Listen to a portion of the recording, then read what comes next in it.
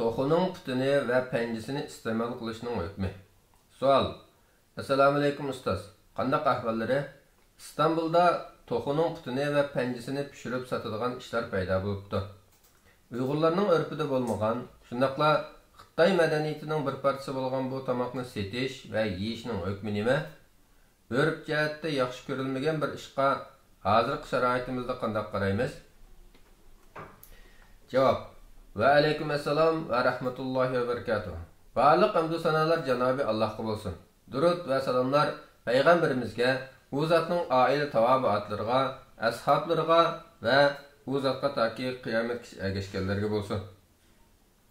To'xu, g'oz, kurka qatorliq uy qushlari islomda go'sht halol ucharliqlar qatoridan bo'lib, tarixdan beri iste'mol qilinib kelgan bu uy qushlari qo'y, o'chka va kala qatorliq uy hayvonlariga qaraganda beqish, yetishtirish nisbatan qulay, go'shi singishlik bo'libmi, tuxumi va go'shi uchun to'xu azaldan turmushimizdan asosan kam bo'lmagan uy hayvonlaridandir.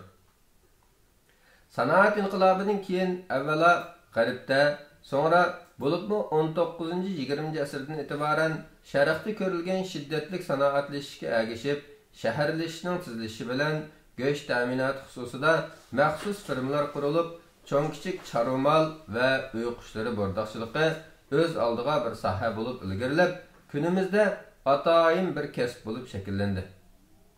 Ko'lamlashgan firmalarda beqilgan qush va hayvonlarni qisqa vaqt ichida o'ltirib, so'yib bartaraf qilish va xaridorga yetkazish uchun maxsus qushxonalar barliqqa keldi.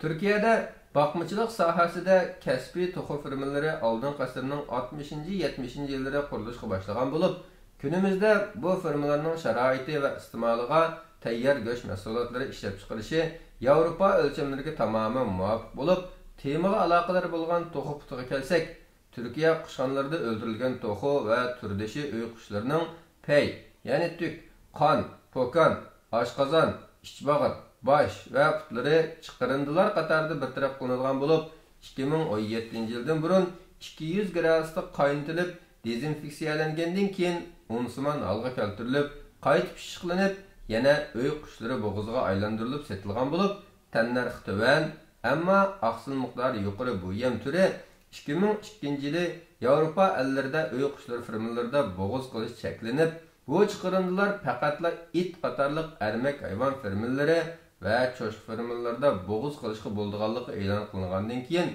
Turkiyami 2017-yili rasmiy gazetda qaror e'lon qilib cheklagan.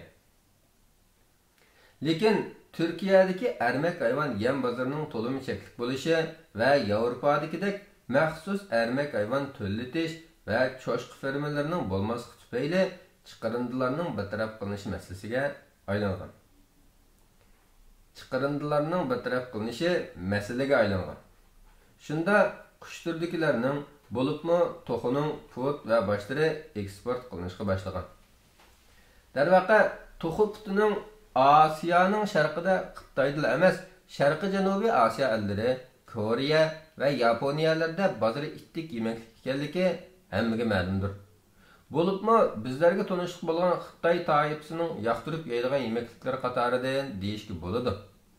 To'xu puti haqida Xitoy to'rbatlarida qanday iste'mol qilganda lazzati va uzunlik qimmatining oshirganligi haqidagi ta'rif va tashabbuslar ko'p bo'lib, salbiy tarafimi tilg'angan bir to'rbatda to'xu puti o'z ichiga olgan mol kollagen, kalsiy va oqsil miqdorining go'zallashtirish, qon tomirlarini elastik qilish va immunitetni oshirish qatorliq foydalari bo'lsa-mu, to'xu putining hazmi qiyin bo'lib, ko'p yeganda asalla hazmsizlikni keltirib chiqaradiganligi va issiqni oshirib, qizzitni o'riltiradiganligi, to'xu putining hamma odamga yarashmaydiganligi, asalla arteriya qetish, tajismon yurak kasali, qondagi mayni o'riltish, o't xalsiyonligi va har xil böbrek kasalliklarini keltirib chiqaradiganligi. Bo'libmi zukam, qizitma, semizlik va qavziyat qatorliq kasallik yoki alomatlarni taxim azvaylatib, salomatlikka ta'sir yetkazadiganligi o'ttirib qo'yilgan. Mazkur Xitoy to'rbetidagi uchurning ilmiy tadqiqot qimmati bo'lmasa-mu, to'xu putining ba'zi bir oz foydalari qo'shib ko'p ziyonini bayon qilgan ingliz manbalarmi yo'q emas. Aldı bilan shuni eskartish kerakki, bozordagi to'qilar shar'iy bo'g'izlanmagan yoki to'qtisuq o'ltirilgan ahvolda to'qining puti tugul uning go'shinimi iste'mol qilishga bo'lmaydi. Turkiyadagi hammali qushqana shariatga uyg'un bo'g'izlash sharti tushmasimi, xalqning sezgurligi va ayrim kasb ahlilarining e'tiqodiga bo'lgan sadoqati tufayli shar'iy shartlarga muvofiq bo'g'izlash elib beriladigan firmalarmi kun sayin ko'paymoqda. Shar'iy bo'g'izlangan to'q putini yeyish aniq cheklanadigan ayrim dalil bo'lmasimi, teri, ko'mirchak va paylardan iborat bo'lgan to'q putining oziqlik qimmatidan ziyonli tarafi ig'ir bosadiganligini, uni eng suyib iste'mol qiladigan Xitoylarning o'zlari e'tirof qilganligi bir haqiqatdir. Bizlarning evimizdagi to'qi yaylab yuradigan, har qanday narsani ilg'may yeydigan, hatto eng maynat yerlardami bemalol donlab ketaveradigan bir jonivor bo'lib, olimlarimiz to'qi yeb qo'ygan nijosat qatori maynat narsalarning sarqib chiqib ketishi uchun 3 kun solinib pak yem bilan biqilish yetarlik deb qaragan. Va almisoqdan xalqimiz ichidagi eng huquqsiz kishilarmi to'qi go'shini mushu usul bo'yicha iste'mol qilgan.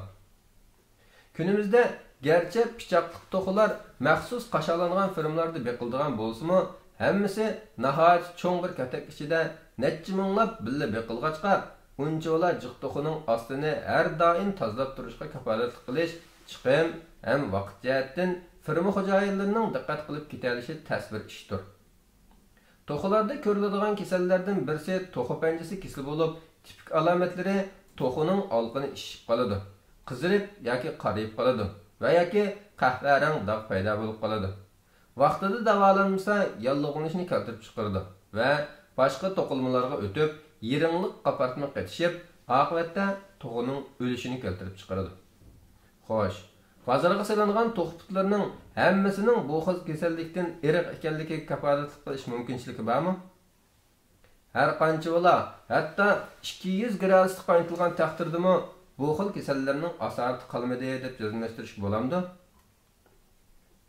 Tarixdan buyon musulmonlar to'qini iste'mol qilib kelgan bo'lsa-mu, to'qining bosh va putlarini ko'zaqqi deb it mushukka tashlab bergan yoki ko'mib etgan.